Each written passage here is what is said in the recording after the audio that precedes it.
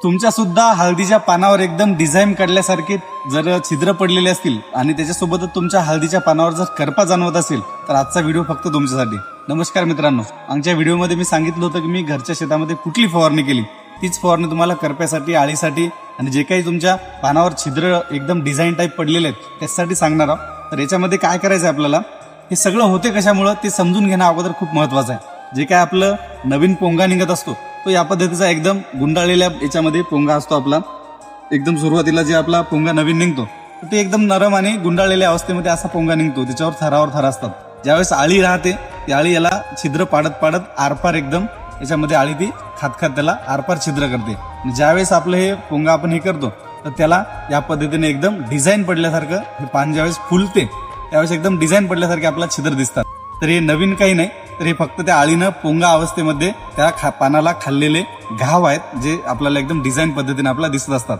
तर याच्यामध्ये आपल्याला समोर सुद्धा कंदमाशी सुद्धा आपल्या प्लॉटमध्ये आता दिसायला तुम्हाला सुरुवात झाली असेल, कारण ऑगस्ट महिना जवळपास संपत आलेला आहे। तर याच्यामध्ये आपल्याला कंदमाशी, बुरशी आणि आळी या सगळ्या गोष्टींवर आपल्याला फवारणी घ्यायची एकदम चांगल्या पद्धतीनं। याच्यामध्ये तुम्हाला करायचं काय, तर याच्यामध्ये तुम्हाला सगळ्यात सुरुवातीला तर एक चांगल्या पद्धतीचा आंतरप्रवाही बुरशीनाशक घ्यायचं आहे। याच्यामध्ये तुम्ही रेडमी गोल्ड म्हणा किंवा टाटाचे एकदम चांगल्या पद्धतीचे बुरशीनाशक येतात आंतरप्रवाही, ते तुम्ही वापरू शकता।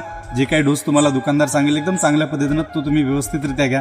त्याच्यासोबत तुम्हाला कंदमाशीसाठी क्विनॉल फॉस घ्यायचा आहे आणि आळीसाठी सुद्धा ते काम करेल तुम्हाला। ते प्रतिपंपाला तुम्हाला जास्तीत जास्त 25 ml पर्यंत घ्या। त्याच्यापेक्षा जास्त क्विनॉल फॉसचा जर डोस झाला तर आपल्या पानावर लालपणा येतो, लालसरपणा आपल्या पानावर येतो।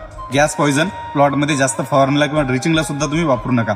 त्याच्यानंतर तुम्हाला एक चांगल्या पद्धतीनं स्टेप्टोसायक्लिन घ्या, कारण जे पानावर आता बुरशी आलेली आहे, जे डब्बे दिसत आहेत ही पसरू नये, जागीच थांबाव याच्यासाठी आपल्याला प्रतिपंपाला 3 ग्रॅम पर्यंत स्टेप्टोसायक्लिन वापरा। 6 ग्रॅमच्या पुडीमध्ये 2 पंप तुम्ही करा आणि स्टेप्टोसायक्लिन विरघळण्यासाठी पाणी थोडंफार मोचूळ करा, त्याच्यामध्ये स्टेप्टोसायक्लिन व्यवस्थितरित्या विरघळून जाईल। याच्यामध्ये आपल्याला मायक्रोन्यूट्रन सुद्धा घ्यायचं आहे। त्याच्यामध्ये तुम्हाला एकदम चांगल्या क्वालिटीचं मायक्रोन्यूट्रन मिक्सॉल कॉम्बी म्हणून भेटेल, ते तुम्ही मायक्रोन्यूट्रन वापरा। एकदम खतरनाक त्याचे तुम्हाला रिझल्ट पाहायला भेटतील। आणि त्याच्यामध्ये स्टिकर सुद्धा तुम्ही वापरा, कारण स्टिकर वापरल्यानं आपल्या मोठं जे पान राहते हळदीचं, तर आपलं जे औषध आहे ते पूर्णतः त्याच्यापर्यंत पोहोचून जाईल। तर याच्यात होईल काय, तुमचा जे करपा पडत आहे ते करपा बुरशी सुद्धा कव्हर होईल, तुमची आळी जी आली ती आळी सुद्धा मरून जाईल आणि कंदमाशी आहे त्यात सुद्धा नायनाट होईल आणि मायक्रोन्यूट्रनमुळे तुमच्या झाडाची ग्रोथ चांगली होईल, ग्रीनरी येईल आणि निरोगी तुमचं झाड राहायला मदत करेल। एकदम क्वालिटीचे सगळे काही प्रोडक्ट तुम्हाला सांगितलेले आहे मी। जे तुम्हाला प्रोडक्ट भेटत नसतील तर माझ्यासोबत नक्की संपर्क करा, मला कुठं भेटतील याची मी बरीच सारी माहिती आतापर्यंत दिलेली आहे। आणि याच्या समोरील जे काही व्हिडिओ आहेत ते व्हिडिओ एकदम चांगल्या पद्धतीने युट्यूबला तुम्हाला पूर्ण पाहायला भेटेल। त्यासाठी करायचं काय, आपल्या चॅनलला सबस्क्राईब करून ठेवा। जर तुम्ही इंस्टाग्रामवर हा व्हिडिओ पाहत असाल तर लगेच जाऊन आपल्या फेसबुकला सुद्धा हा व्हिडिओ लाईक करत चला, सबस्क्राईब करत चला। जसं प्रेम इंस्टाग्रामवर दिलं तसंच प्रेम तुम्हाला युट्यूबला सुद्धा द्यायचं आहे। तर ध्यानात ठेवा, सगळ्यांनी पूर्ण व्हिडिओ पाहत चला। तुम्हाला जे काही अडचणी आहेत त्या कमेंट करा, कारण पुढचा व्हिडिओ नक्कीच त्या अडचणीवर तुमच्या येऊन जाईल, त्यामुळे तुमची अडचण सुद्धा दूर होईल।